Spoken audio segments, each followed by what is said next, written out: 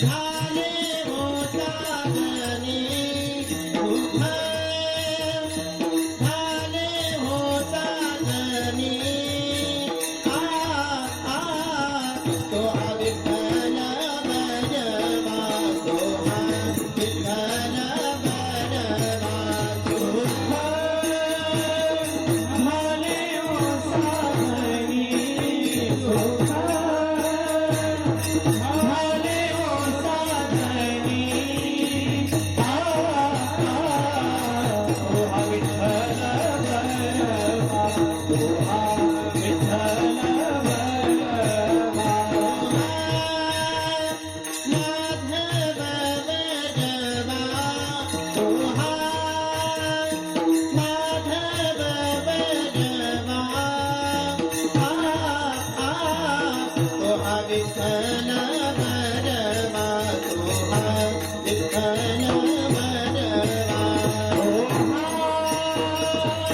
माधव भजवा माधव भजवा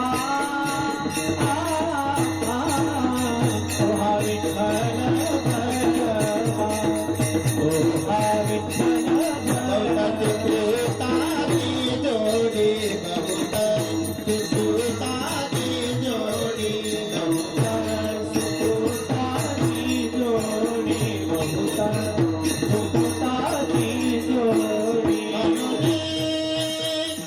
विठ्ठल आवडी मनोनी मनोनी विठ्ठल आवडी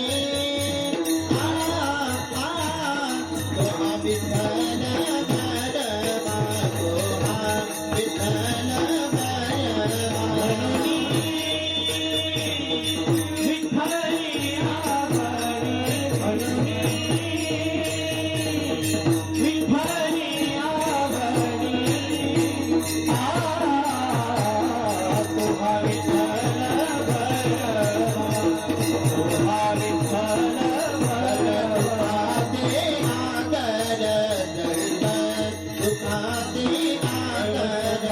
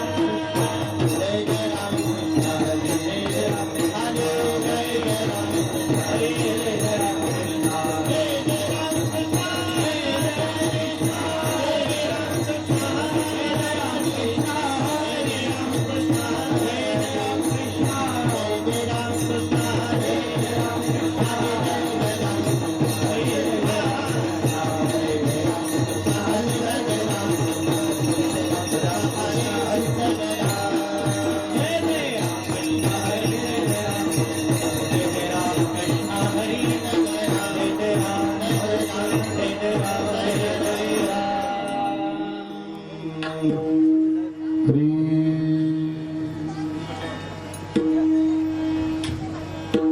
दुसरं बटन आलं ना. धन्य काळ संत भेटी पायी मिठी पडली पायी मिठी पडली पायी मिठी पडली धन्य काळ संत भेटी पायी मिठी पडली पायी मिठी पडली पायी मिठी पडली धन्य काळ संत भेटी पायी मिठी पडली पायी मिठी पडली पायी मिठी पडली धन्य काळ संत भेटी पायी मिठी पडली पायी मिठी पडली पायी मिठी पडली संध्याच्या तुझ्यासाठी झालो कोटी झालो कोटी झालो कोटी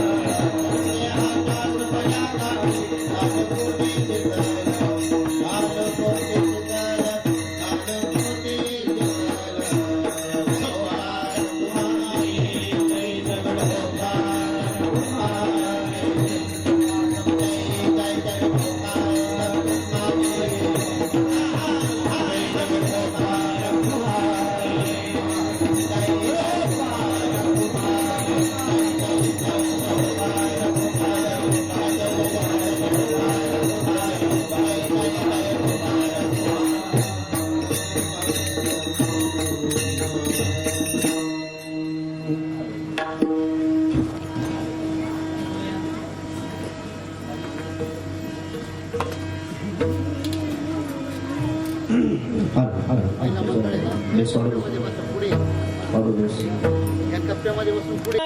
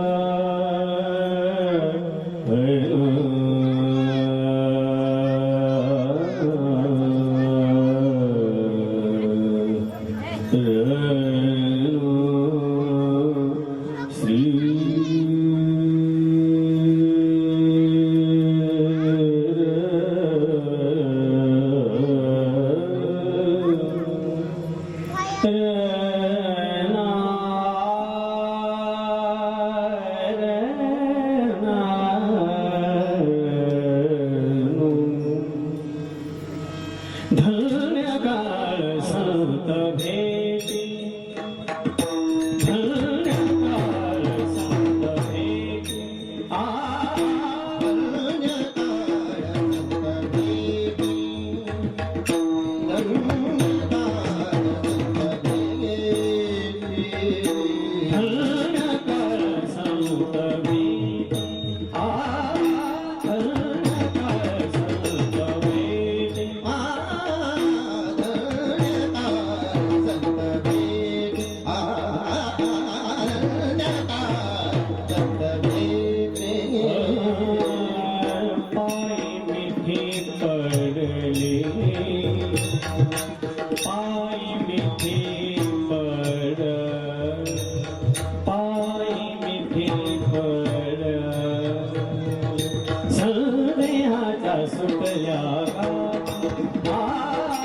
संदेहाच्या सुटल्या गाठी संदेहाच्या सुटल्या गाठी पाये मिठी पडली तो पाये मिठी पडली तो संदेहाच्या सुटल्या गाठी संदेहाच्या सुटल्या गाठी संदेहाच्या सुटल्या गाठी सुटल्या गाठी सुटल्या गाठी झालो पोटी सीता झालो पोटी सीता झालो पोटी झालो पोटी शीतळ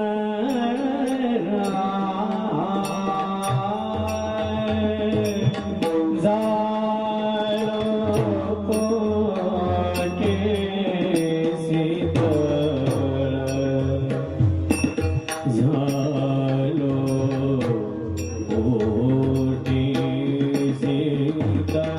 झालो पोटी झालो पोटी झालो पोटी झालो पोटी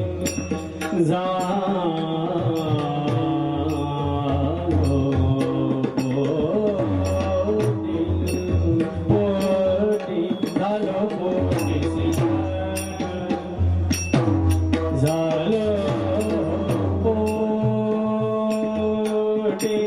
शीतळ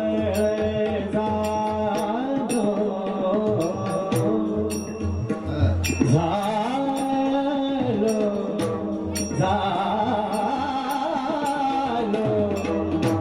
रे झालो पोटी शीतळ शीतळ झालो पोटी शीतळ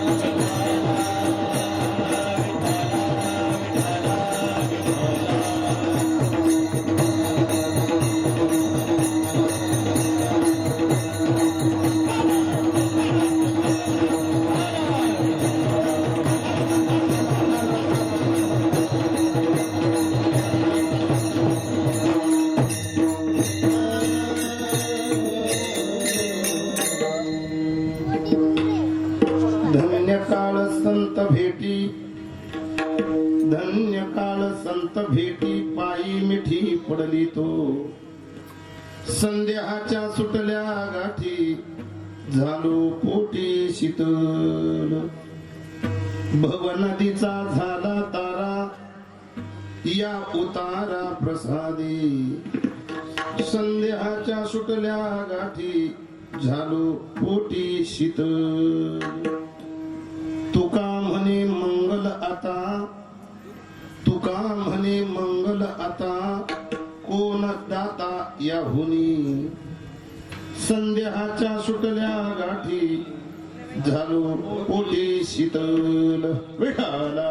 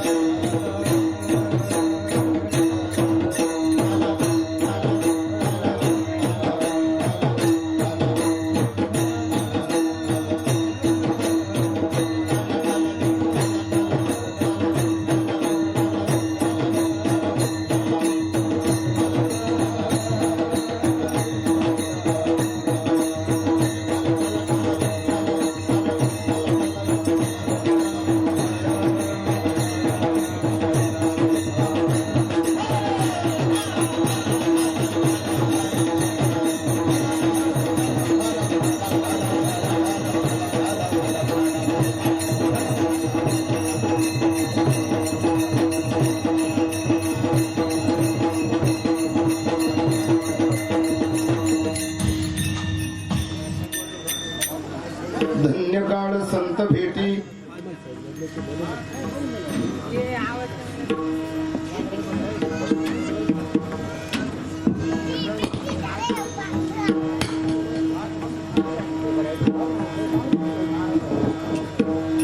धन्य काळ संत भेटी, पायी मिठी पडली तो. संध्याच्या सुटल्या गाठी, झालो पोटी शीतल. पांडुरंगा करू प्रथम,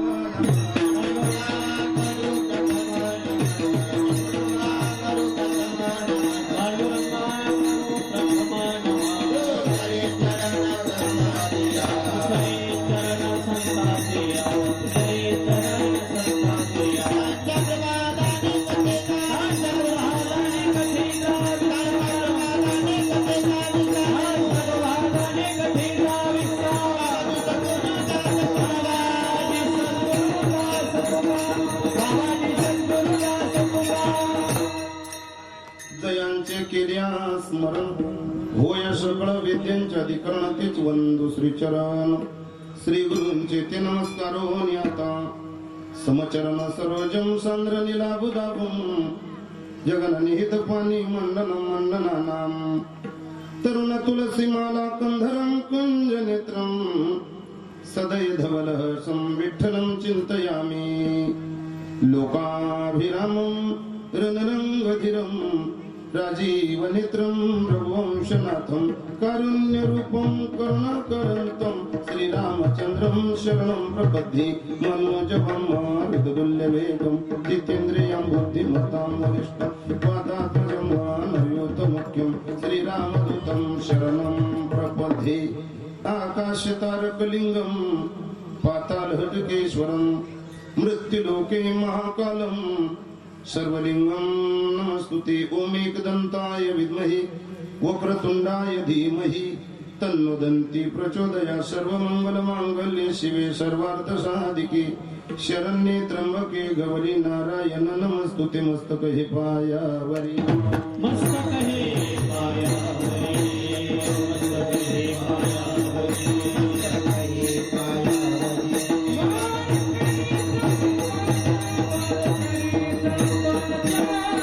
वारकरी संताचा, वारकरी संताचा, वारकरी संताचा, वारकरी संताचा.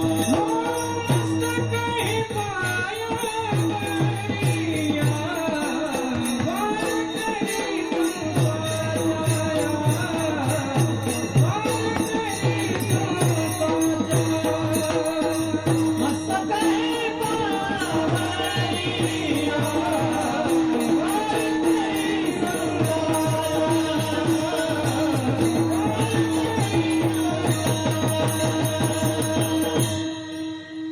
मस्तक हे पायावरी या वारकरी संतांच्या धन्य काळ संत भेटी पायी मिठी पडली तो संध्याच्या सुटल्या गाठी झालो पोटी शीतल. प्रस्तुत प्राप्तस्थळी प्राप्त प्रसंगी श्री क्षेत्र सुरेगाव अधिष्ठान ओम चैतन्य कानिपनाथ व भगवान शिव गोरक्षनाथ मंदिर या आश्रमामध्ये चालत असलेला हा भक्ती उत्सव आणि मंदिराच्या प्रथम वर्धापन दिनाच्या निमित्तानं त्रिदिनी असणारा कीर्तन महोत्सव नामयज्ञ होम हवनादी कर्म अन्नदान रक्तदान नामदान अशा प्रकारचा हा चालत असलेला यज्ञ आणि त्या यज्ञातील दुसऱ्या दिवसाची कीर्तन रूपी सेवा माझ्यासारख्या एका पामराच्या वाट्याला आली. तत्सेवेच्या निमित्तानं गायलेला अभंग देव मान्य संत मान्य पाचव्या वेदस्थानी असणारे हिंदू हृदय सम्राट देहू निवासी जगद्गुरु तुकोबराय यांचा 4 चरणाचा बहुतेकांच्या बहुश्रुतकांच्या कानपाठी कायनीनं ऐकलेला पण सतसंगतीचं महत्व सांगणारा अभंग सेवेसाठी निवडला. भजन करा विठाला.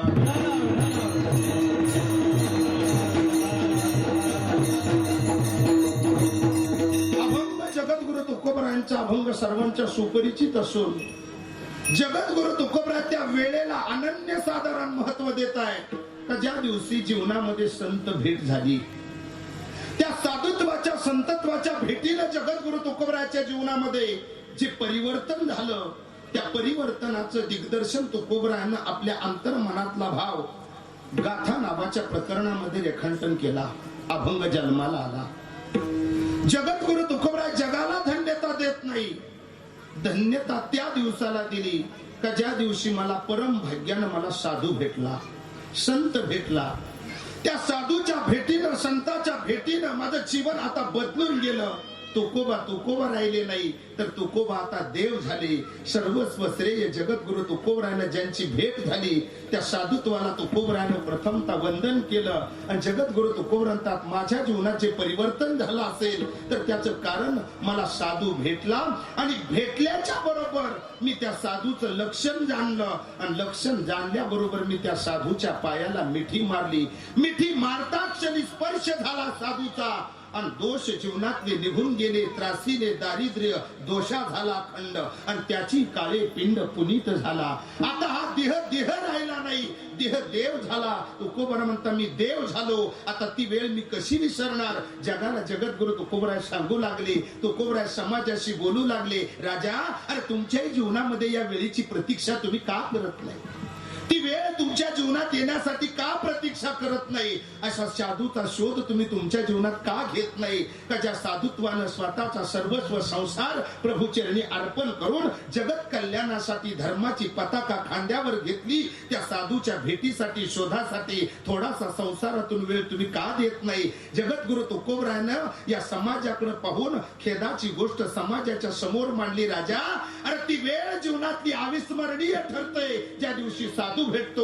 पण विरोधी बाकावर बसलेली काही मंडळी तुकोबरायाला भेटली आणि तुकोबरायाशी बोलू लागली, महाराज, संत भेटीतून तुमच्या जीवनात काय व परिवर्तन झालं? मग जगद्गुरु तुकोबराय त्यात खरं सांगू, माझा संशय नावाची गोष्ट जी माझ्या अंतकरणामध्ये गाठ करून बसलेली होती, त्या संशयाचं छेदन केलं त्या सद्गुरूनं, त्या साधूनं. संदेहाच्या सुटल्या गाठी आणि झालो पोटी शीतल. आता मी अंतर्बाह्य निर्मळ झालो. आता माझ्या जीवनामध्ये संशयाचं भूत तिथं आता अविरत राज्य करत नाही, तर आता त्या अंतरामध्ये प्रभू परमात्म्याचं वास्तव्य झालं. मी सर्वांगानं पवित्र झालो. संशय माझ्या जीवनातला त्या क्षणी संताच्या पायाला मिठी मारली. त्याचा स्पर्श होता क्षणी संशय नावाचा दोष माझ्या जीवनातला निघून गेला. विकल्प नावाचा दोष निघून गेला. महाराज, संत सेवेतून नुसता विकल्प नावाचा दोष गेला, संदेहाची गाठ सुटली. पण आतापर्यंत असंख्य समाजा भवसागरामध्ये बुडाला, ते फिरून वरती नाही आले. तुकोबर म्हणते, राजा, मला तुम्हाला तेच सांगायचं आहे का संताच्या पायाला मिठी मारल्याचा परिणाम झाला असा बुवा का त्या योगानं मी ही भवसागर नौका अलगदपणे तरून गेलो. कारण आता नामरूपी वल्हे मारणारा माझा नावाडी साधू या नाम सद्गुरु मला भेटला. आणि आता भव नदीचा झाला तारा. आणि या उतारा प्रसादे प्रसन्नता. जीवनामध्ये मी आता प्रसन्न झालो. का तर पवित्र साधूची भेट योग्य वेळी माझ्या जीवनामध्ये झाली. जगद्गुरु तुकोबराय दाते असंख्य असतील जगतामध्ये, दान देत असतील जगतामध्ये, पण एक दाता मला मंगलमय दाता जीवनामध्ये भेटला. आणि त्याचा ऋण निर्देश करत असताना तुकोबरायाच्या मुखारविंदातून शब्द बाहेर पडले. महाराज जगद्गुरु तुकोबराय, तुका म्हणे मंगल आता, आणि कोण दाता याहुनी. चॅलेंज केलं जगाला. अन्य दाते जगात असतील, पण सद्गुरु या नाम साधू रूपी दाता सोडला तर जगतामध्ये अन्य दात्याला कवडी किंमत नाही. तो दाता माझ्या जीवनामध्ये मला भेटला. आणि नश्वर शरीर त्यानं मंगलमय करून टाकलं, देवरूप करून टाकलं. अशा साधूच्या चरणी सेवा समर्पित.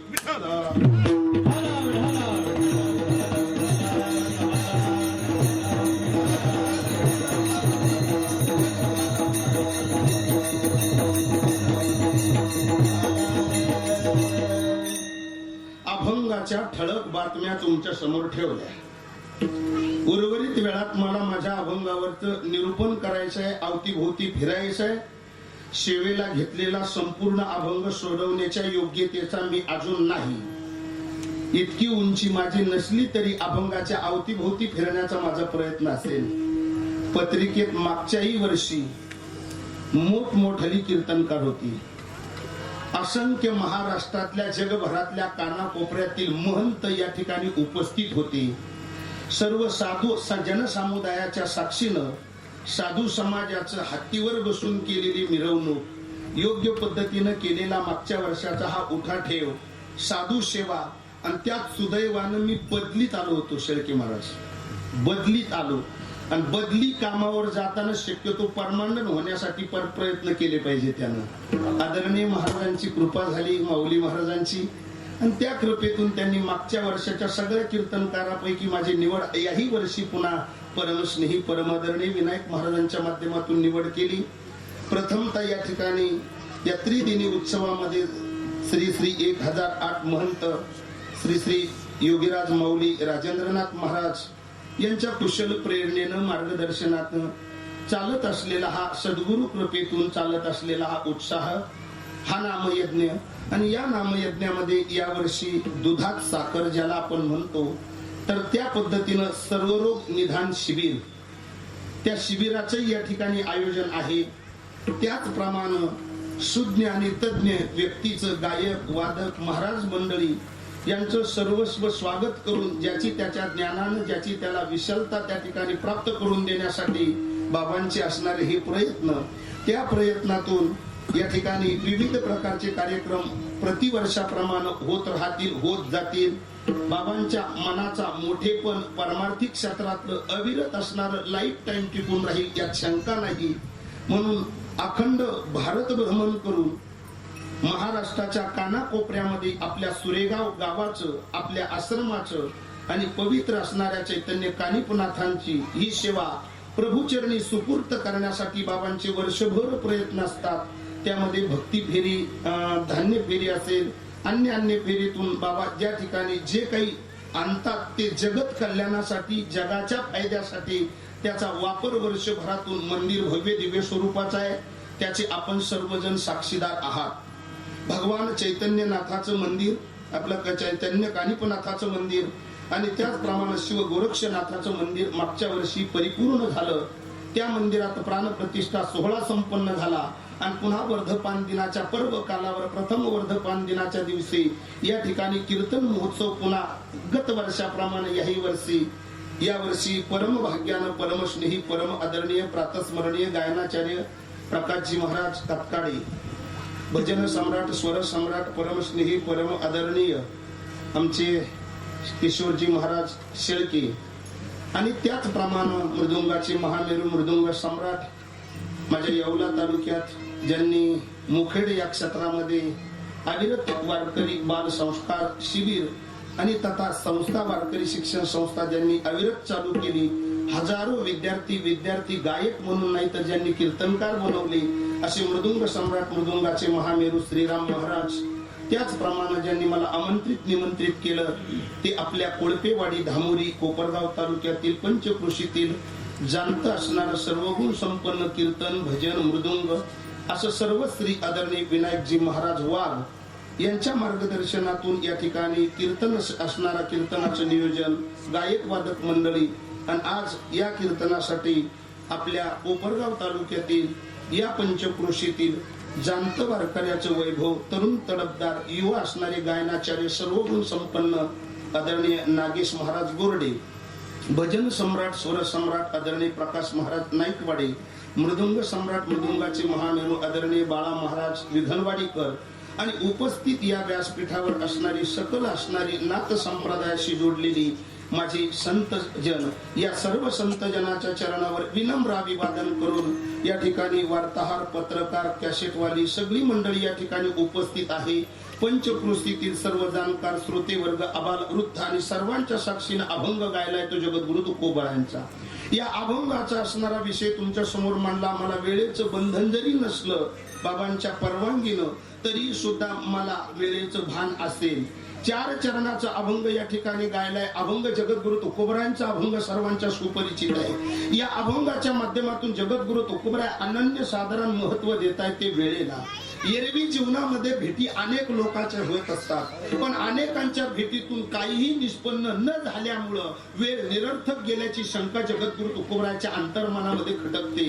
पैकी जगद्गुरु तुकोबरायच्या जीवनामध्ये प्रत्यक्ष ज्या दिवशी संत जीवनामध्ये भेटताय तो दिवस जगद्गुरु तुकोबरायांना योग्य वाटला आणि योग्य वेळेचं दिग्दर्शन करत असताना जगद्गुरु तुकोबराय म्हणतात, हे माणसा, परम भाग्यानं जीवनामध्ये तुला साधू भेटावा. या पंचकृषीचं भाग्य आहे बुवा. खरं तर या 3 प्रकारचे संप्रदाय या मृत्यू लोकांमध्ये नवे या भरतखंडामध्ये अविरत आहेत. पहिला असणारा हा संप्रदाय या जगतामध्ये असेल तर महाराज म्हणतात अनादी संप्रदाय आहे तो वारकरी संप्रदाय. भगवान शिवजी पासून चालत असलेली ही सकल परंपरा नाथांच्या माध्यमातून तुमच्या आमच्या पर्यंत आली. इतर नाथ संप्रदाय या जगतामध्ये ज्यांच्या माध्यमातून एक गुरु एक शिष्य परंपरा मोडून एक गुरु असंख्य शिष्य परंपरा ज्या माऊली ज्ञानोबरायांना अविरत चालू ठेवली तर त्या परंपरेचे मूळ प्रवर्तक आहे खऱ्या अर्थाने नाथ संप्रदायातील गुरु गोरक्षनाथापासून तर मच्छिंद्रनाथापर्यंत प्रत्येक सकल संत मंडळीनं भगवान शिवानं पार्वतीला दिलेलं असणारं गुह्यातलं गुह्य ज्ञान प्रत्यक्ष माशाच्या पोटामध्ये श्रवण करून साबरी विद्येचा प्रचार प्रसार जगतामध्ये देण्यासाठी अविरत प्रयत्न जर ज्यांनी कुणी केली असेल तर त्या नाथ संप्रदायाच्या गादीला प्रथमतः मी वंदन करेल. मुद्दा एकच आहे बुवा, नाथ संप्रदायाची धुरा प्रवर्तक मूळ प्रवर्तक असेल आणि जगता आतापर्यंत नाथ संप्रदाय आजपर्यंत चालू ठेवला असेल तर माऊली महावैष्णव ज्ञानेश्वर भगवान माऊली ज्ञानोबरांनी नाथ संप्रदायाची धुरा खांद्यावर घेतली. ऐका दादा, याच संप्रदायाच्या खांद्याला खांदा लावून आणि त्याच संप्रदायाचा अनुग्रह घेऊन चैतन्य संप्रदाय जगतामध्ये जेव्हा निर्माण झाला, त्या चैतन्य संप्रदायाचे मूळ प्रवर्तक आहे माझे जगद्गुरु तुकोबराय. ऐका दादा, चैतन्य संप्रदायाची कडी नाथ संप्रदायाच्या कडीशी जोडून जगद्गुरु तुकोबरायाच्या जीवनातले मतभेद न करता नाथांच्या मतावर आपला विश्वास ठेवून चैतन्य संप्रदायाची परंपरा जगभरामध्ये ज्या संतांनी या ठिकाणी प्रचलित केली आणि त्याच परंपरेची कडी टाकत नाथ संप्रदाय हा दत्त संप्रदायाला सोडून नाही, हे शांती ब्रह्मनाथ बाबाला संत जनार्दन स्वामी सारख्या साधूच्या आशीर्वादातून मिळालेलं ज्ञान हे दत्त संप्रदायाच्या माध्यमातून नाथांनी जगाच्या समोर मांडले. संप्रदाय जगतात आहे तीन महाराज, एक दत्त संप्रदाय, नाथ संप्रदाय आणि एक चैतन्य संप्रदाय. चैतन्य संप्रदायाचे मूळ प्रवर्तक जगद्गुरु तुकोबराय, नाथ संप्रदायाचे प्रवर्तक माऊली ज्ञानोबराय आणि दत्त संप्रदायाचे प्रवर्तक शांती ब्रह्मनाथ बाबा. या तीन संप्रदायाची संगणमतानं सांगड एका ठिकाणी जेव्हा होते तेव्हा तो भक्तीचा रस त्या ठिकाणी महाराज आकाशापर्यंत जातो. त्या नामघोषातून प्रत्यक्ष परब्रह्माची प्राप्ती जीवाला होते आणि परब्रह्माची प्राप्ती करून घेण्यासाठी महाराज म्हणतात, आमच्या जीवनामध्ये आम्हाला जर ते काही मिळालं असेल तर हे अनादी असणाऱ्या भगवान शिवाकडून गुह्यातलं गुह्य ज्ञान पार्वतीनं प्रश्न विचारावा भगवान शंकराला. महाराज देवादी देवा, तुम्ही कसली हो सेवा करतात, कसलं नामचिंतन चालतं, ते गुह्यातलं गुह्य ज्ञान तुम्ही मला सांगाल का? पार्वतीला गुह्यातलं गुह्य ज्ञान प्रत्यक्ष भगवान शिवजीनं सांगावं आणि गुह्य ज्ञान सांगत असताना झोप लागावी पार्वतीला, डोळे झाकावे पार्वतीचे. आणि खरं तर हे ज्ञान पेलवण्यासाठी जसं वाघिणीच्या दुधाला पेलवण्यासाठी सुवर्ण पात्राची गरज असते, तसं गुह्य ज्ञान पेलवण्यासाठी सुद्धा पात्र त्या कॅटेगरीतला असलं पाहिजे.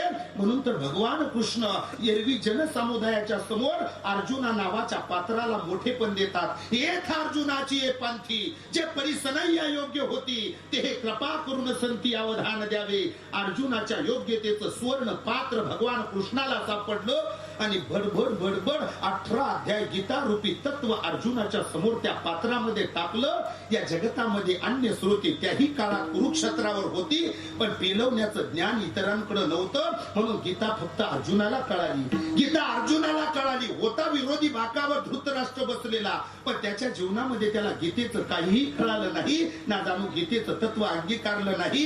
तळाबुडाशी नाश झाला त्याच्या परंपरेचा. का तर शास्त्र ज्याच्या जीवनातून वजा होतं त्याचं जीवन पशुतुल्य असतं. मग पशुतन त्याच्या जगण्या वागण्यामध्ये काय बदल आहे? अरे आम्ही माणूस आहोत, माणूस म्हणून जगायचंय आणि माणूस म्हणून वागायचंय, पण अंतर्मनातला मेलेला माणूस कोण जागा करेल? तर संत सोडून अंतर्मनातला माणूस जागा करण्याची ताकद या जगात दुसरं कुणाकडेच नाही. आणि म्हणून जगद्गुरु तुकोबराय जगाला हात जोडून सांगता, दादा अरे खरं तर कलियुगामध्ये उद्धारायचं असेल तर फक्त कलीत उद्धारण्यासाठी सत्संग अति महत्वाचा आहे, किंवा कलियुगी उद्धार हरीच्या नामे. कलियुगामध्ये उद्धार करून घ्यायचा असेल तर मला वाटतं नाथांच्या आरतीमध्ये सुद्धा काय कलियुगामध्ये उद्धार करण्यासाठी नाथ संप्रदायाची उंची समाजाच्या समोर सांगितली. कलीमध्ये नवनाथ प्रगट झाले, साबरी विद्या देऊन जग उद्धरिले, विद्येचे प्रतापी सर्व जिंकले, आणि ज्या गणेशाची सेवा करतो तोही भक्त नाथाचा झाला. हे जीवनातलं नाविन्य संत परंपरा जगाला सांगते. मग आम्हाला भक्त व्हायचे त्यांचं कुणाचं? नाथ परंपरेचा आधार घेऊन. मग नाथ परंपरा ही कुणाची परंपरा, कुठून चालत आली? तर त्याचे मूळ प्रवर्तक महाराज गुरु गोरक्षनाथापासून चालत आलेली ही मच्छिंद्र आणि गोरक्षाची असणारी ही परंपरा हरेक साधूच्या हरेक नाथाच्या परंपरेतून महाराज या सकल संत संप्रदायानं त्याच परंपरेचं वर्णन केलं. आणि वर्णन करत असताना खरं तर हा सिद्ध संप्रदाय अनादी असल्याचे पुरावे हरिपाठामध्ये आपण नित्य असणाऱ्या गुरु परंपरेच्या अभंगामध्ये त्याचं गोड असं दिग्दर्शन करत असतो. का ही परंपरा आहे कशी? आदिनाथ गुरु सकळ सिद्धांता, आदिनाथ गुरु सकळ सिद्धांता, आदिनाथ गुरु सकळ सिद्धांता, आदिनाथ गुरु सकळ सिद्धांता.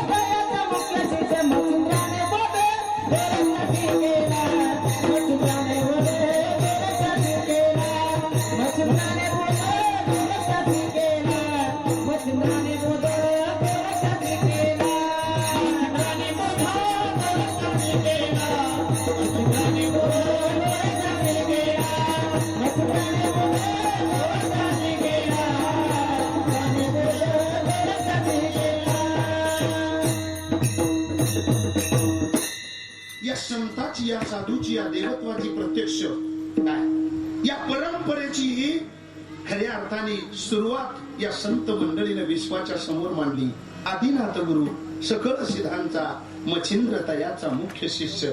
एरवी आम्ही गुरु परंपरेमध्ये या ठिकाणी अखंड म्हणत आलो.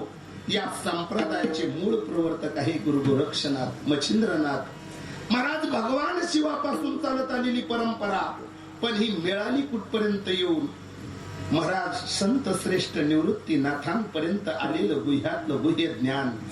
माऊली ज्ञानोपर म्हणतात ते ज्ञान मिळवण्यासाठी मी त्या साधूच्या दारामध्ये काय केलं, साष्टांग प्रणिपात केला, दंडवत केला आणि त्या साधूकडून ते ज्ञान मिळवण्यासाठी माझं पात्र मी त्या साधूच्या समोर मांडलं. कृपा केली माझ्या सद्गुरूनं माझ्यावर आणि त्या कृपेतून या ज्ञानरूपी पात्रामध्ये ज्ञानदादाच्या हृदयामध्ये प्रत्यक्ष त्या नामाचं बीजारोपण केलं. बीजारोपण केलं त्या नामाचं परिणाम गुह्यातलं गुह्य ज्ञान माझ्यापर्यंत जर आला असेल तर केवळ मज हृदयी सद्गुरु आणि जेणे तारीला हा संसार पुरू. तो संसार तारण्यासाठी माझ्या सद्गुरूनं कृपा माझ्यावर पूर्ण पद्धतीनं केली आणि त्या योगानं माझ्या जीवनामध्ये मला या नाथ संप्रदायाची धुरा आणि परंपरा कळाली. गुह्यातलं गुह्य ज्ञान माझ्यापर्यंत येऊन पोचलं.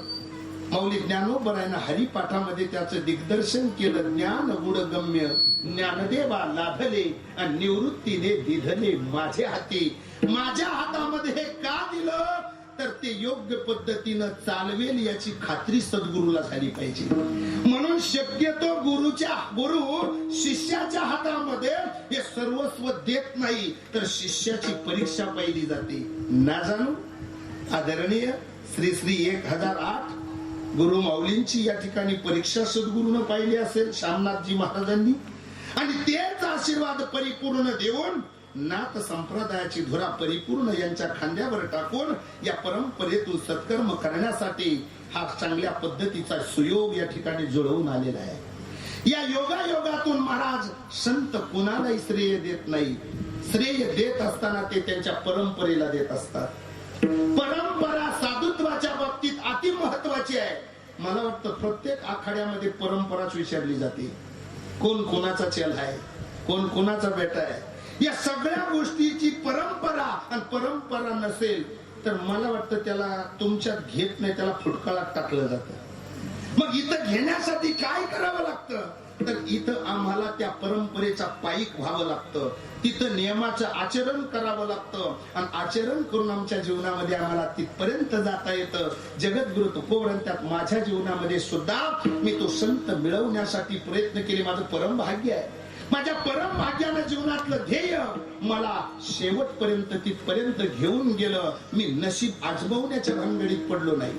काय मी माझं कर्तव्य कर्म करत राहिलो. एक दिवस माझ्या जीवनामध्ये मला साधू भेटला. जगद्गुरु तुकोबराय साधू तुमच्या जीवनामध्ये तुम्हाला भेटले हो. साधू तुमच्या जीवनात तुम्हाला मिळाले, सद्गुरु तुमच्या जीवनात तुम्हाला मिळाले.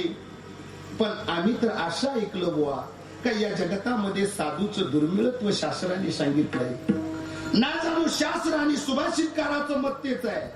भेटेल जगतामध्ये तुम्हाला अन्य अन्य माणूस, भेटेल जगतामध्ये अन्य अन्य व्यक्ती, पण साधू जीवनामध्ये भेटतच नाही.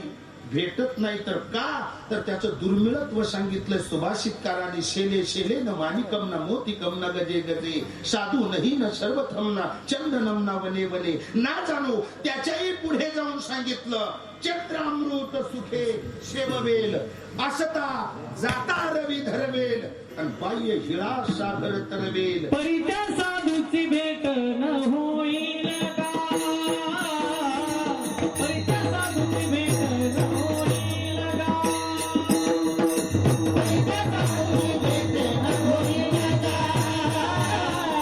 परी त्या साधूची भेट न होईल का. चंद्रामृत सुखे सेववेला, असता जाता रवी धरवेला, माया हे सागर तरवेला, परीच्या साधूची भेट न होईल का.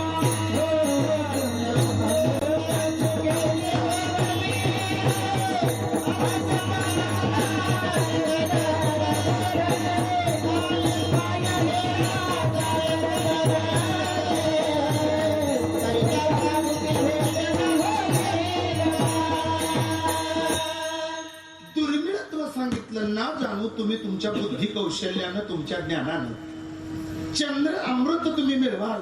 मिळवलं अनेकांनी, आनंद उपभोगला, त्या चंद्र अमृताचं प्राशन केलं. सावरकरासारखा एक वीर पुरुष स्वतःच्या बाहुबळानं समुद्र पार करून गेला. करा तेवढी ताकद असेल तुमच्याकडं, पण शास्त्र आणि सुभाषितकार सांगतात नाही मिळणार साधू जीवनामध्ये.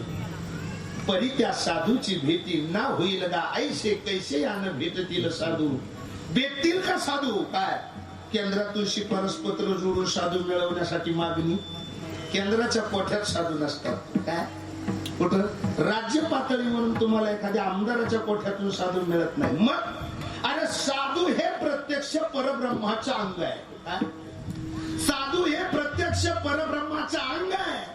नवे नवे साधू आणि देव वेगळा उरलाच कुठं. मग देव मिळवण्यासाठी प्रयत्न करून जर पितपिला मिळाला नाही तर सर्वसाधारण व्यक्तीला साधू भेटेल का. महाराज म्हणतात ते ज्ञान मिळवण्यासाठी अनेकांनी हिमालयाच्या डोंगरदरीत काळी कपारीला साधना केली, पण त्या ब्रह्मज्ञानाची अनुभूती जीवनात आली नाही. त्याला प्रमाण आहे ब्रह्मज्ञान जरी होय उठाउठी तरी का हिमपुटी वेदशास्त्रे, शास्त्राचे भांडण तप तीर्थाटन, आणि पूर्वीचे भ्रमण याजसाठी जप याजसाठी तप, आणि व्यासेही अमुप ग्रंथ केले. नाही जीवनामध्ये देव भेटला. आणि मग देव जिथं भेटत नाही तर साधू त्याच्याही पल्याड आहे.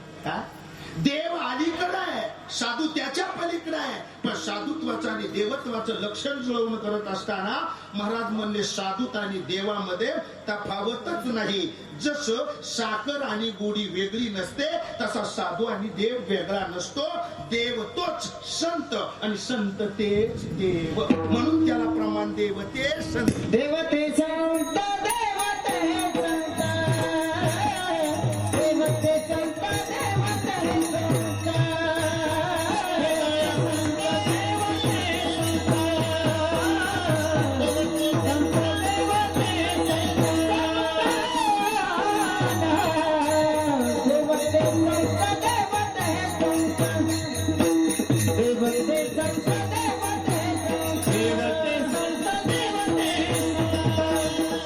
देवते संत,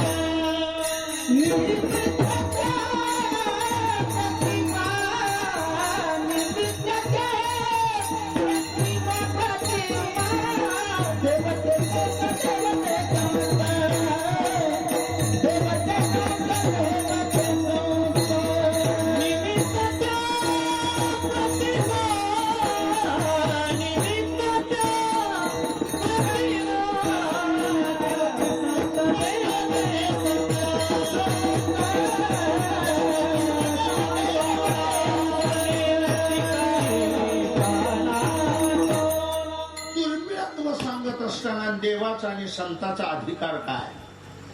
देव ते संत निमित्ताच्या प्रतिमा. देव देव असतो आणि संत मृत्यू लोकात जीवदशेला प्राप्त होतात, वेगळं काही नाही.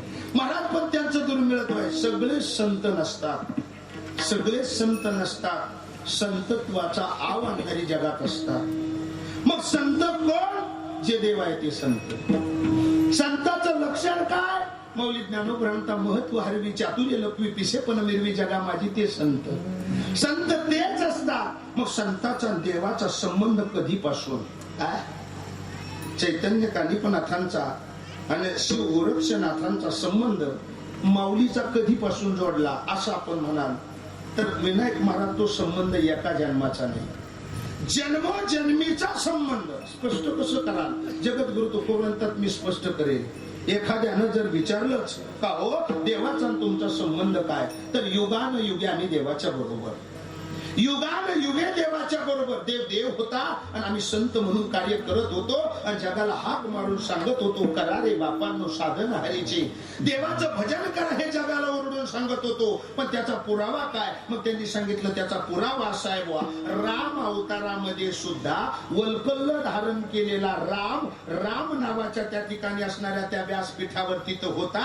पण त्याही काळात आम्ही नव्हतो असं नाही, तर त्याही काळात आम्ही संत म्हणून त्यांच्या बरोबर होतो. त्याही काळामध्ये त्यांचं कार्य करण्यासाठी आम्ही होतो. आजच आम्ही नाथ संप्रदायाची धुरा खांद्यावर घेऊन कार्य करत नाही. मग राम अवतारामध्ये वल्कल्ल धारण करून राम वनात फिरत होता, सीतेचा शोध करत होता. त्यावेळेस आम्ही वानर बनून रामाच्या बरोबर संत या रूपानं कार्य करत होतो. म्हणून त्यालाही प्रमाण संतांनी देऊन टाकलं. तू राम राजा तुझा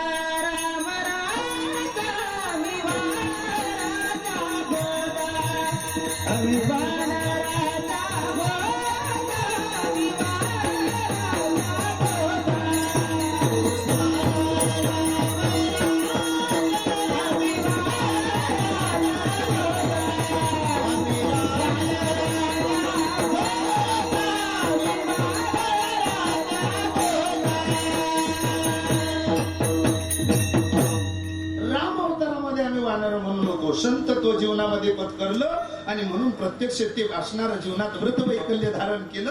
राम अवतारात सदा साधू देवाच्या बरोबर असून काय हो ते म्हणले कृष्ण अवतारामध्ये साधूचा आणि देवाचा संबंध काय, कृष्ण अवतारात साधूचा देवाचा संबंध काय. मग त्यांनी सांगितलं साधूचा आणि देवाचा संबंध सांगू. अरे देवा तू बासरीवाला होतास, मयूर पिसे तुझ्या डोक्याला लावलेलं होतं, म्हणून काय तू आम्हा साधूला विसरलास काय रे, या संताला विसरलास काय रे देवा. विसरू नको, तुला आठवण करून देतो. तू झाला वनमाळी आणि आम्ही गोपाळा. तू झाला वनमाळी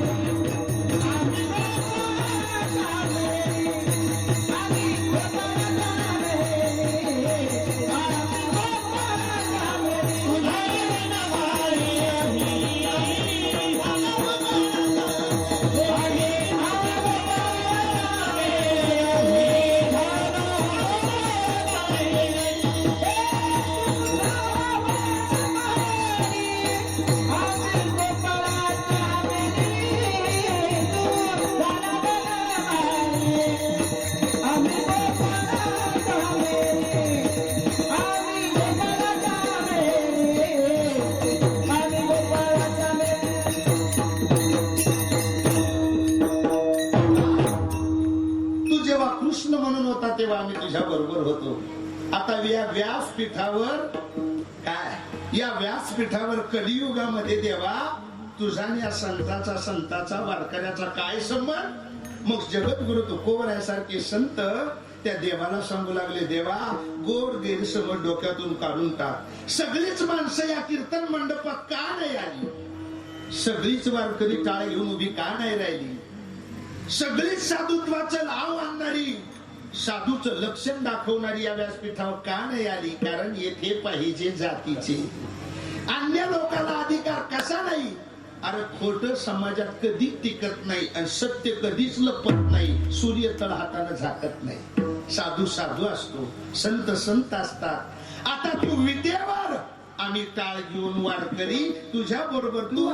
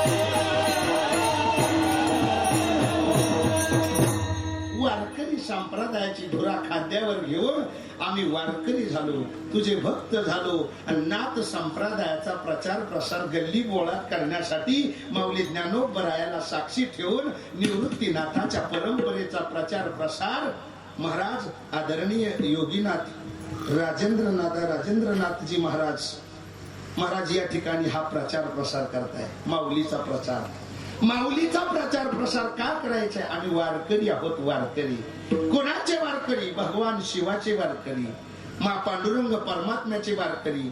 कशासाठी मंदिर, कशासाठी धर्म कार्य? महाराज जेखळांची व्यंकटी सांडू यासाठी परमार्थ. कशासाठी अन्नदान? भुकेल्याला अन्न आणि तहानलेल्याला पाणी.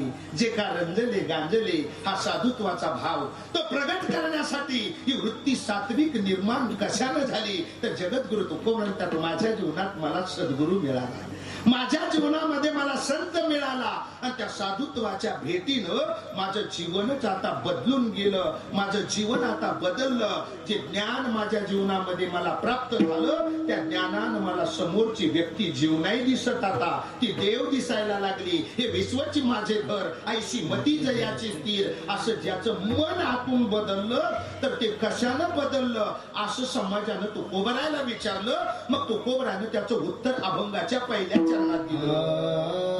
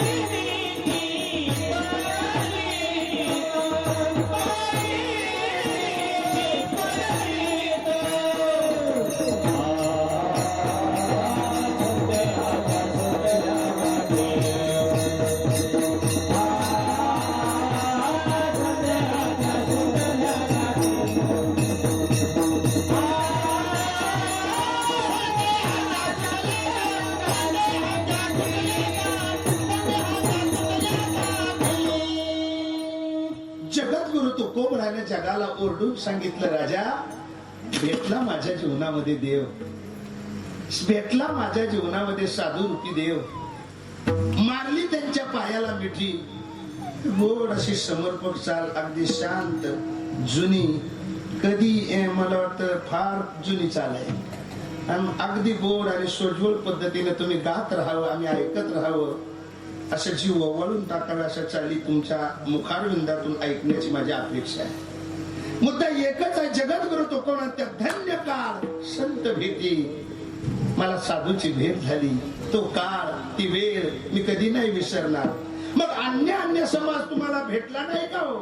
महाराज म्हणले, जीवानं जीवाच्या भीतीत काय दिलं जीवाला? दुःख सोडून. अरे जीव जीवाला भेटला, जीवानं जीवाला दुःख दिलं. पण जीवाला एक तर देव भेटावा, नाही तर जीवाला संत भेटावा. जीवाला भेट देवाची घ्यावी किंवा संताची घ्यावी. परिणाम काय? भेटीतून मिळेल तो आनंद. जीवानं जीवाची भेट घेतली तर जीवाला मिळेल ते केवळ दुःख. मग दुःखाची आम्हाला अपेक्षा नाही, गरज आहे आम्हाला सुखाची. भेटत नाही सुख, कारण नको त्याच्या गळ्यात पडून आम्ही मिठी मारू लागलो त्याच्या पायाला. आमचं शम कुशल, सुख आणि दुःख, भलं आणि बुरं, चांगलं आणि वाईट सांगू लागलो आम्ही जीवाला. अरे जीवाच्या समोर आपली व्यथा मांडून उपयोगाचं काय? तोही दुःखी आणि तूही दुःखी. मग तुझं दुःख तुला सांगायचं असेल तर साधूला सांग, साधू तुझी तक्रार देवाकडे नेतील. म्हणून जीवाची आणि देवाची वेल्डिंग करणारा वेल्डर, त्याचं नाव संत. जीवाची आणि देवाची वेल्डिंग करणारा वेल्डर, त्याचं नाव संत. आणि तुकोबरा म्हणतात मला तो कारागीर मिळाला, तो वेल्डर मिळाला, तो साधू भेटला, तो सद्गुरू भेटला. आणि तत्क्षणी त्याचं लक्षण मी जाणलं, त्या साधुत्वाचं लक्षण जाणलं.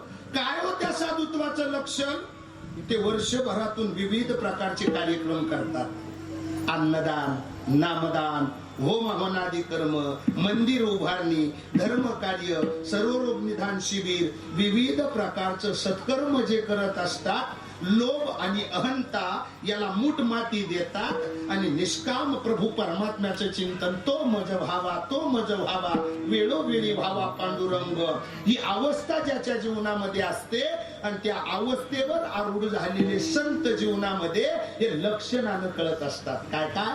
म्हणून त्याचं लक्षण जाणण्यासाठी जगद्गुरु तुकोबरांतात मी तितका तत्पर झालो. समोरच्या साधूला, समोरच्या व्यक्तीला ओळखण्यासाठी स्वतः तसं व्हावं लागतं, तरच आपल्याला साधूचं महिमान कळू येतं. महाराज म्हणता आपल्याला समोरच्याला ओळखण्यासाठी आपण तसं होणं गरजेचं असतं. तुका म्हणे अंगी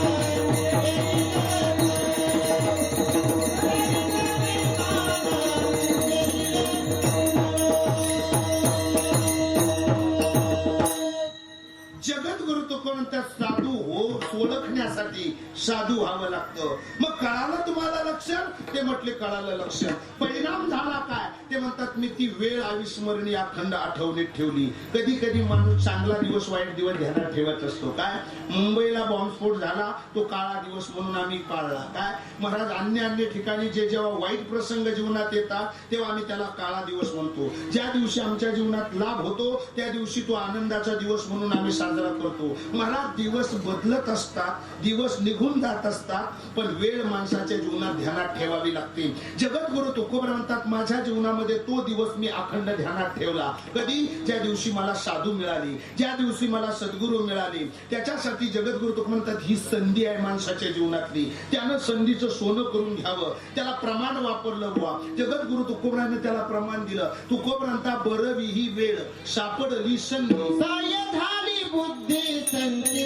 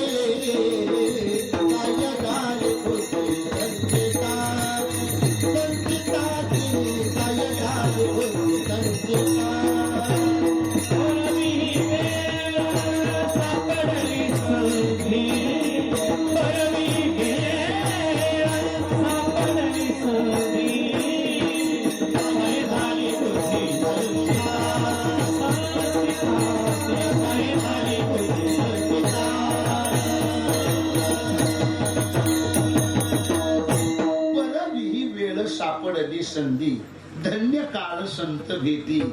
जगद्गुरु तुकोबांच्या ती वेळ माझ्या जीवनात महत्वाची ठरली, ज्या दिवशी मला साधू भेटले. बरं ही वेळ सापडली, वेळ माझ्या जीवनात, काळ माझ्या जीवनामध्ये. आता त्याचा समन्वय घडून आला. काय झालं महाराज म्हणतात, संधी सापडली. कशाची संधी सापडली? संत माझ्याकडे स्वतःच्या पायानं चालून आला. परिणाम झाला काय? मी त्यांच्या पायाला बेठी मारली. जगद्गुरु तुकोबराने याही अभंगात त्याच पद्धतीचं गोड दिग्दर्शन केलं. शेवटी महाराज बरं ही वेळ सापडली, संधी साय झाली, बुद्धी संचितासी, येणे पंथे माझी चालली पाऊले, दरुशन झाले संता पायी. सर्वांगाचं वर्णन केलं नाही, पायाचं वर्णन केलं. पायाचं वर्णन करत असताना जगद्गुरु तुकोबरात मी त्यांना सर्वांगाने त्यांच्या छातीला छाती लावत बसलो नाही. मग मी त्यांना असल्या पद्धतीनं मिठी मारली नाही, मग त्यांच्या पायाला मिठी मारली. पायाला मिठी का मारली? जगद्गुरु तुकोबरांच्या साधूच्या पायाजवळ सुख असल्यामुळं, सर्व सुख त्यांच्या पायाजवळ आल्यामुळं मी त्यांच्या पायाला मिठी मारली. महाराज मग खरंच साधूच्या पायाजवळ असणारं सुख आहे? महाराज म्हणता हो बाबा. मग त्याला काही प्रमाण आहे का तुमच्या? सुख एक हेची ठाई बहुपाई संताच्या, बहुपाई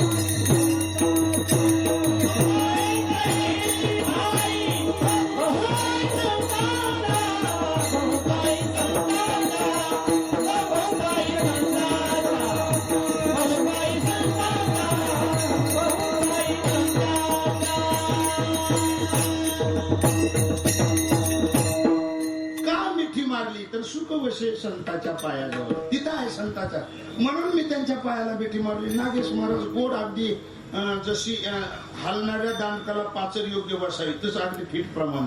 महाराज सुख बसे ह्याची थाई बहुपाई संताच्या.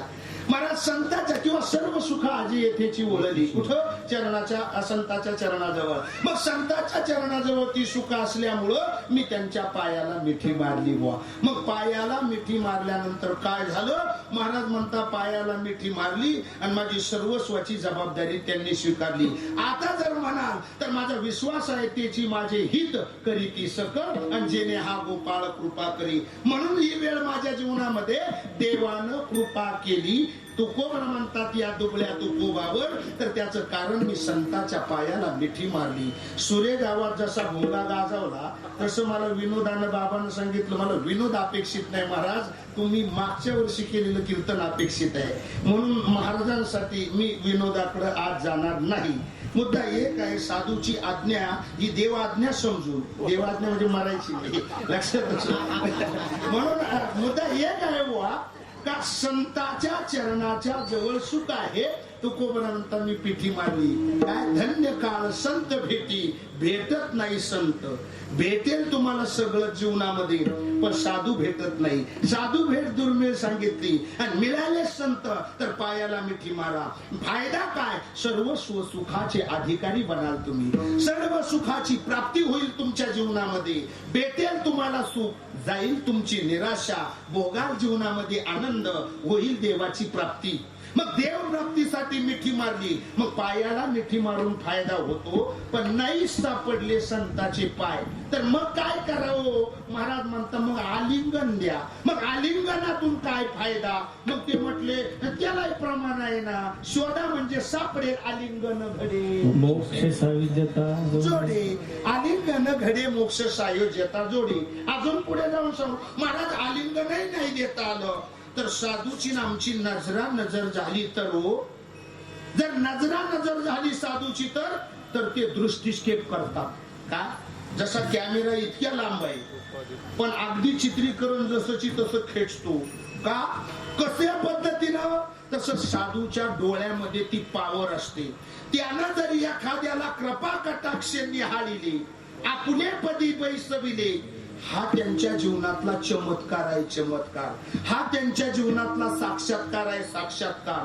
ते जसं बोलतात तसं घडतं. का तर त्यांच्या जिभेवर असती वाचा सिद्धी, त्यांच्या पायात असतो पावित्र्य, साधू असतात सर्वांगानं पवित्र. नो चॅलेंज त्यांच्या पावित्र्याला. म्हणून तुकोबरानं धाडस केलं आणि पुन्हा एक प्रमाण वापरलं. या जगात संत सोडून जगात पवित्र कोणीच नाही, एकटीच संत मंडळी. त्याला प्रमाण आहे पवित्र सोवळी आणि एकटीच भूमंडळी. अपेक्षा होती प्रमाणाची, नाही म्हणत जातो व्याख्यानाकडं.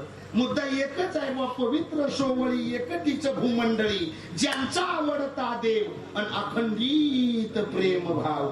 भेटला तो साधू जीवनात मला, मारली पायाला मिठी, काय मिळालं हो देव. अजून काय झालं ते म्हटले संशयाचं छेदन, अभंगाचं दुसरं. संदेहाचा सुटला गाठी,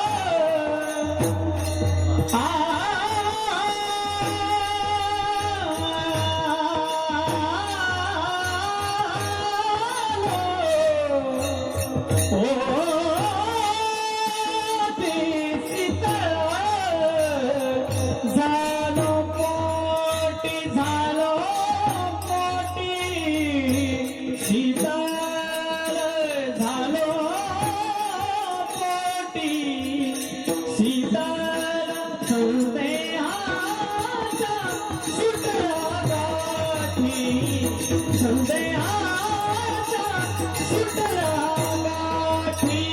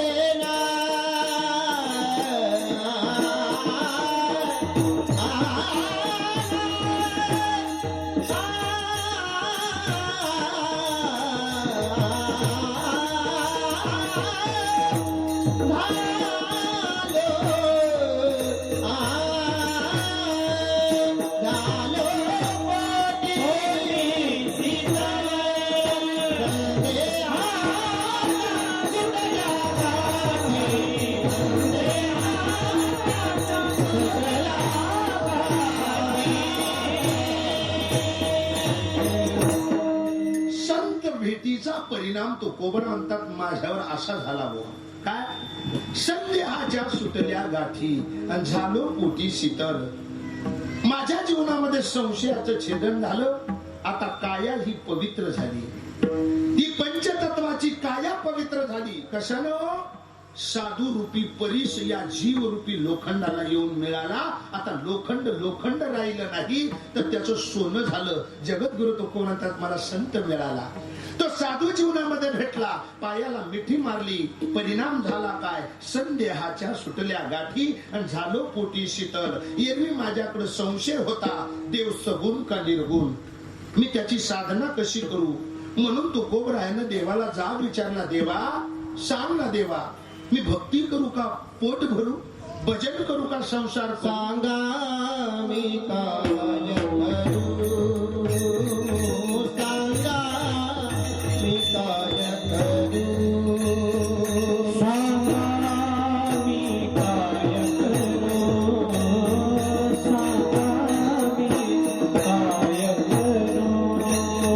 मी काय करू. भक्ती करू का पोट भरू, भक्ती करू का पोट भरू, सांगा मी काय करू, सांगा मी काय करू.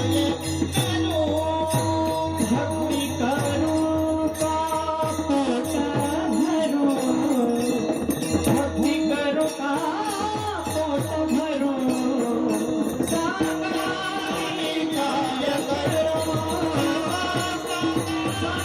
मी काय करू, द्विधा अवस्था जगद्गुरु तुकोबरायाची झाली. देवा, दुर्गा देवी नावाच्या दुष्काळात माझ्या संसाराचं ओझं वाटलं झालं. मी काय करू? पुन्हा नव्यानं संसार थाटू का परमार्थ करू? पण परमार्थ करू म्हणावं तर मला हेही कळत नाही. कसं?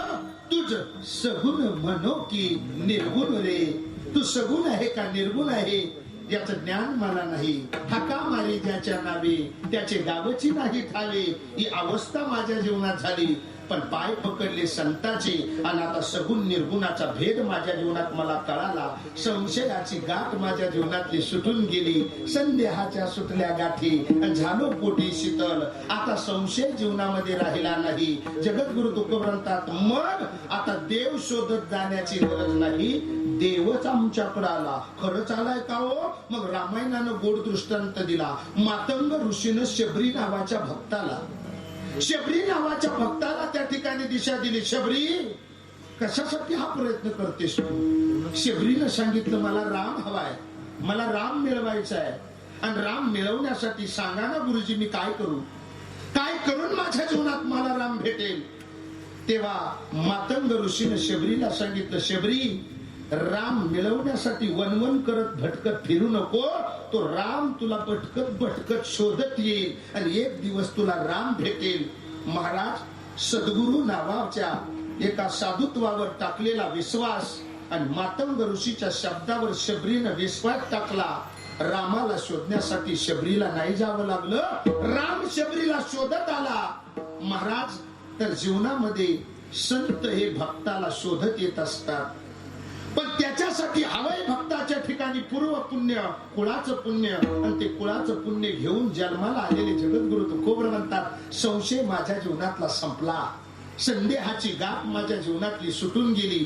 आणि खरं तर भक्ती साधना करत असताना समाजामध्ये आपल्याला भजन करताना एवढंच मिळावं, संशयाची गाठ सुटावी.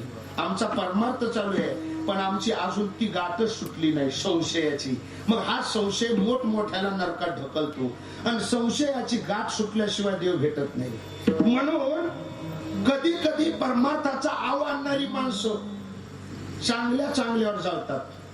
काय हे काय आजच चालत आलं असं नाही विनायक महाराज, हे पूर्वी पार चालत आलं. सगळ्या गवळणी राधेसह बासरीवर जळायला लागल्या आणि बासरीला सांगत होत्या, असं कोणतं ग पुण्य केलं तू का कृष्ण सख्यानं तुला ओटावर धरलं?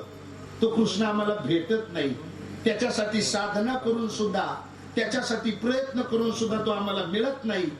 ती बासरी सांगते, खरं सांगू, तुमची थोडीशी चूक कृष्ण सख्याला प्रतिबंध ठरली.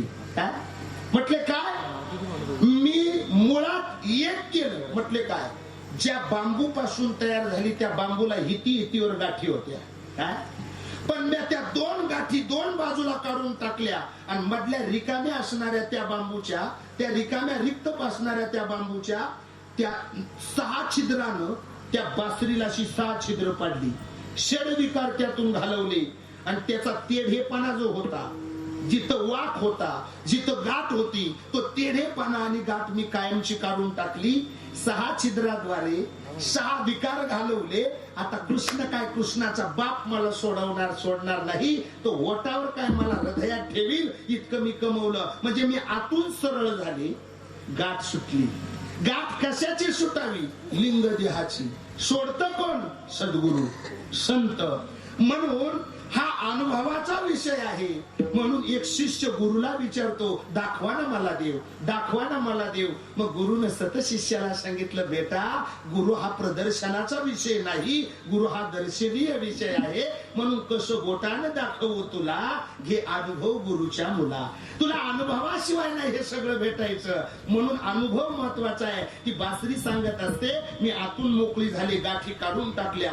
काहींना परमार्थात येऊन बरेच दिवस झाले, पण आतल्या गाठीच्या अजूनही गाठी गेल्या नाही. त्याला विठ्ठल काय, राम काय, कृष्ण काय, कधी शिवशंकर चैतन्य कानिपनाथ नाही कळायचा. त्याला जाणून घेण्यासाठी आतल्या गाठीचं छेदन करायला त्याला सद्गुरू लागतो. जगद्गुरु तुकोबरांचा तो संशय छेदन माझा झाला. मी साधूच्या पायाला मिठी मारली. अजून काय हो झालं? मग तुकोबर म्हणजे जा ना 3ऱ्या चरणाकडं.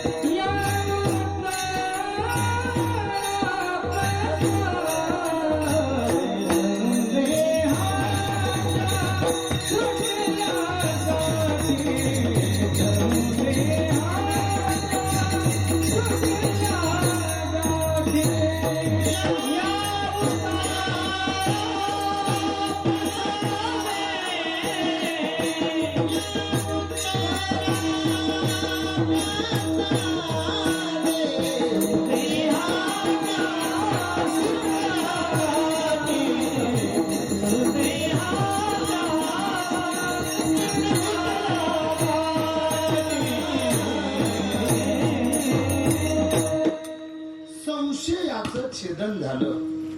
संशयाचं भूत निघून गेलं.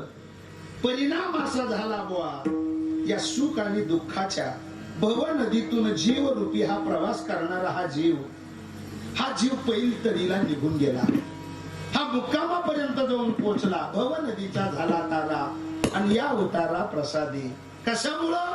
संशयाचं छेदन झालं.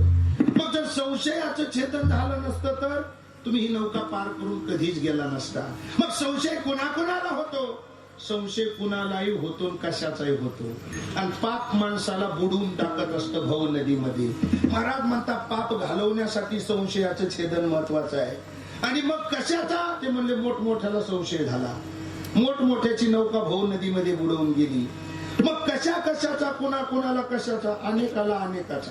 शेळके महाराज संशय कुणाला होतो? संशयातून काय होतं? महाराज म्हणतात संशय यावनी थोर अनेक पाप नव्हे घोर. महाराज विनाशाची वाघुर जीवाशी लावी. माऊली ज्ञानोबर याने त्याचं गोड दिग्दर्शन केलं. माऊली ज्ञानोबर म्हणतात विनाशाकडे घेऊन जात असतं, भव नदीमध्ये बुडून टाकत असतो हा संशय. आणि तो संशय कुणाला होतो? मग संशय कशाचाही होतो. रात्रीच्या प्रवासाला एक ग्रस्त गावाच्या बाहेरच्या गल्लीनं रस्त्याने निघाला. अक्षय प्रकाश योजना नव्हती, गावाच्या कडेला मोदीनं स्वच्छता अभियान आता राबवलं. पूर्वी एवढी स्वच्छता नव्हती, म्हणून अनवाणी पायानं निघालेल्या माणसाचा पाय कुठंतरी त्या रस्त्यावर गार लागलं त्याच्या पायाला, म्हणून त्याला थोडस कसं तो घाबरला. आणि घाबरलेल्या माणसाच्या मनात शंकेची पाल कुटकुटू लागली. त्याच्या मनामध्ये शंका निर्माण होऊ लागली. संशयाचं भूत त्या ठिकाणी जोर करू लागलं. आणि मग तो वेगवेगळं मनात आणायचा. काही आगळं वेगळं असणारं साप वगैरे तर माझ्या पायाखाली दाबलं नसेल, या सर्पावर तुम्ही पाय दिला नसेल, बरं सर्पावर पाय देऊ म्हणावं तर त्यानं मला सोडलं नसतं, मग पाय तरी कशावर पडला बुवा. पाय कशावर पडला म्हणून असं फरलांभर अंतर चालून गेला तर तिथे पुढे गेल्याच्या नंतर त्याच्या मनामध्ये शंकेचं भूत त्या ठिकाणी वाढत चाललं. म्हणून त्यानं असा पाय वरती केला आणि बोट लावलं तर बोट त्या ठिकाणी भरलं.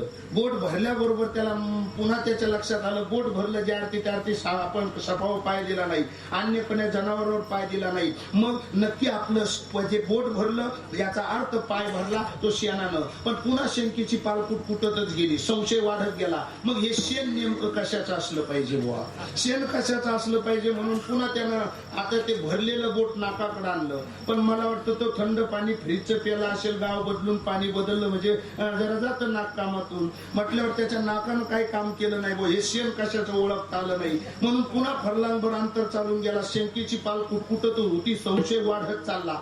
मग संशय वाढत चालला, आता नाक काम करत नाही म्हणून त्यानं भरलेलं बोट आता जिभेवर ठेवलं. आता सगळं पुढचं मी सांगूच का? ते शेण कशाचं होतं ते कळाल्यावर तो तिथं थुंकायला लागला वगैरे वगैरे. पण महाराज त्या संशयानं त्याला कुठपर्यंत नेलं तर संशय हा जीवाला नरकात नेतो. तो कोण त्या साधूच्या पायाला भीती मारली, संशय मिटला आणि भवसागर नौका मी तरुण गेलो. माझ्या जीवनामध्ये मला प्रसाद मिळाला सद्गुरूकडून. संप्रदायाची धुरा खांद्यावर जबाबदार व्यक्ती म्हणून आता जीवन जगू लागलो आणि अखंड धर्माचा प्रचार प्रसार जगाला सांगू लागलो. गाथा नावाच्या प्रकरणात अभंगाला जन्माला घातलं तुकोबरायनं. 3 चरण आपण सरळ सरळ भावातून पाहिली. वेळ जवळजवळ आपली कंप्लेंट संपली. मुद्दा एकच आहे बुवा, जगद्गुरु तुकोबांच्या संशयाचं छेदन झालं. भवसागर नौका पैल तीराला तरुण गेलो. भेटला माझ्या जीवनामध्ये साधू. परिणाम काय, मी विश्वास ठेवला साधूवर आणि त्याचा परिणाम असा झाला, विश्वास तो करी स्वामी वनी सत्ता. विश्वासानं स्वामीवर सत्ता झाली. म्हणून साधूवर विश्वास ठेवा. साधूवर विश्वास ठेवून आपलं जीवन कृतार्थ करून घ्या. पण साधू त्या योग्यतेचे असले पाहिजे. साधूचं लक्षण काय, साधू आपल्या जीवनात उद्धार करतात का? महाराज पतनापासून जीवाला योग्य दिशेला नेत असतात आणि 99% समाज आज पतनाच्या दिशेने निघाला, अधपतन होतं या जीवाचं. म्हणून त्यानं विश्वास ठेवला तर कशाही तळागाळातील व्यक्तीला जीवाला देवापर्यंत जाता येतं. फक्त विश्वास पाहिजे. एक साधू असाच प्रसिद्ध झाला बाबा, आणि त्या साधूचं नाव इतकं लौकिकाला आलं. हजारो लाखोच्या संख्येनं समाज त्या साधूच्या जवळ असायचा. पण तो साधू जेव्हा फोकसला येतो तेव्हा 99% जवळचे गरीब भक्त जवळ येत नसतात. त्याच्या स्टेजवर देणगीदार असतात. देणगीदार आपल्या या व्यासपीठावर अजून एक नाईन भविष्यातही नसेल. काय भक्ताला जागा आहे या व्यासपीठावर, वारकऱ्याला जागा आहे या व्यासपीठावर, हे आमचं भाग्य आहे. मुद्दा एकच आहे बुवा, तर त्या साधूचं नाव वाढत चाललं, लौकिक वाढत चालला, तर सगळ्या राजकारण्यांनी अतिक्रमण करून टाकलं त्याच्या व्यासपीठावर. गरीबाची अपेक्षा होती मला साधू भेटावा, भेटत नव्हता. तळमळ होती त्याची देह साधूला भेटण्यासाठी. शेळके महाराज गत झाली अशी बुवा. त्यानं प्रयत्नच केले. तो जिद्दी होता आपल्यासारखा. तो म्हणला मी साधूला भेटेल आणि साधूकडून मी मंत्र घेणार. मला एकदा कान मंत्र मिळाला का माझं जीवन सफल होणार. माझ्या अंतरातल्या संशयाची गाठ त्या ठिकाणी सुटून जाणार. भवसागर नौका मी तरुण जाणार. कारण तुकोबरायाचा शब्द कधी खोटा ठरणार नाही. म्हणून मी साधूची गाठ घेणार. पण साधू मला भेटेल कधी? कायम साधू परराष्ट्र दौऱ्यावर. काय साधू भेटेल कधी असं म्हटल्याबरोबर मग तो म्हटला आता साधूला Z+ सुरक्षा आहे. कायम लोक तिथं स्टेजवर भेटायला जाऊ देत नाही. पण साधू राहून राहून किती दिवस लोकांच्या ताब्यात राहील? एक दिवस तरी सकाळी सकाळी तरी बहिर दिशेला साधू बाजूला जाईलच ना. त्यावेळेस कोण त्याचे सेवक बरोबर असतील का?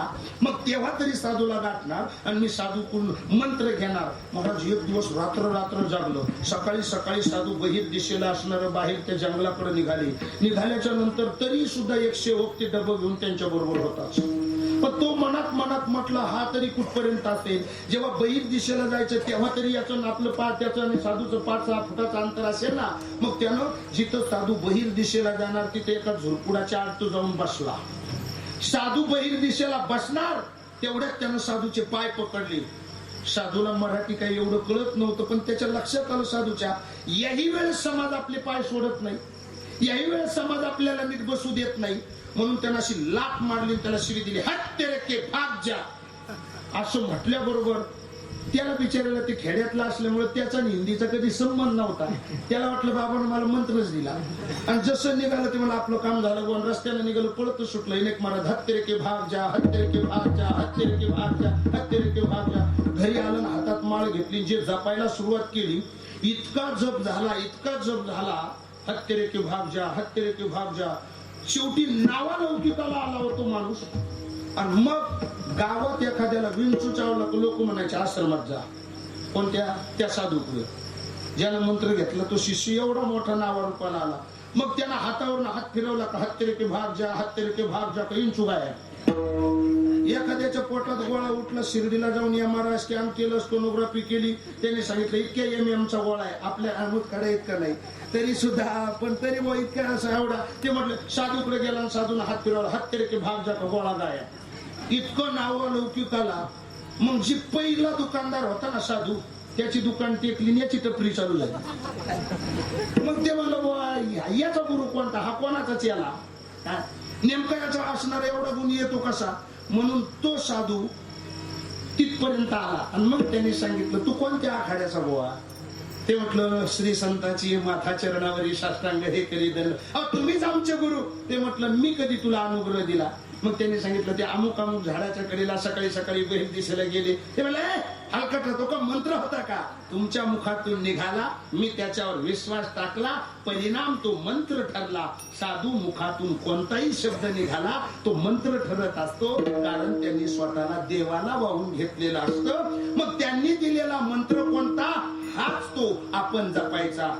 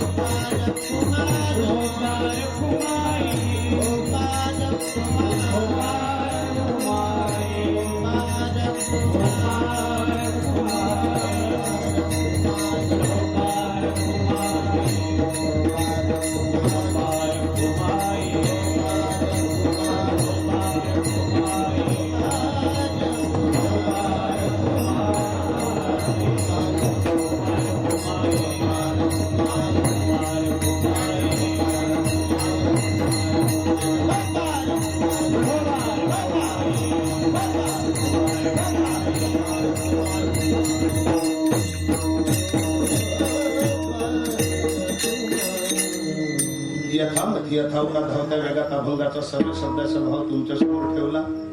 10:05 कंप्लीट झाली.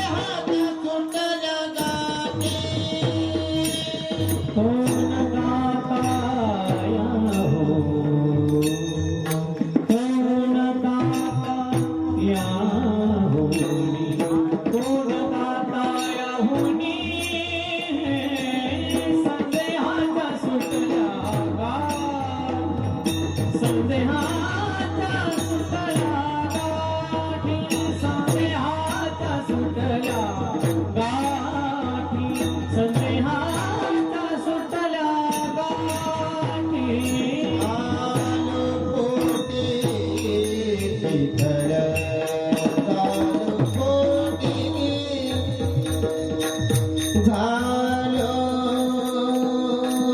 मोठी शीतल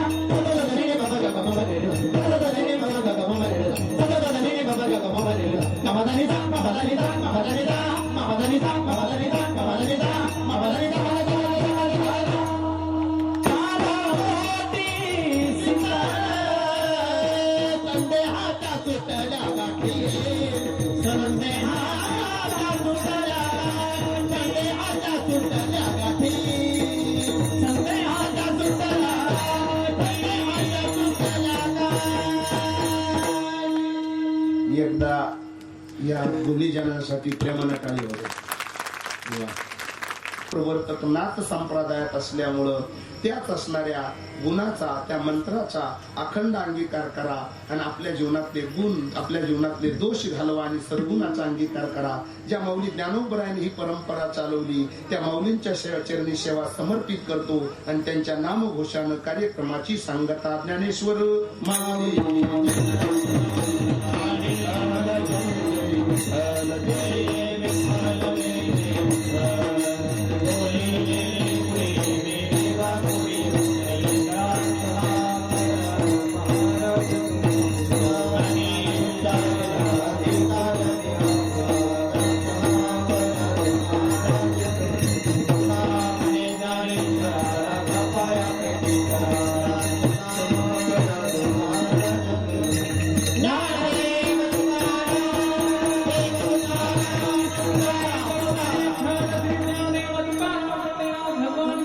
ते वाजव ना, ते आहे का?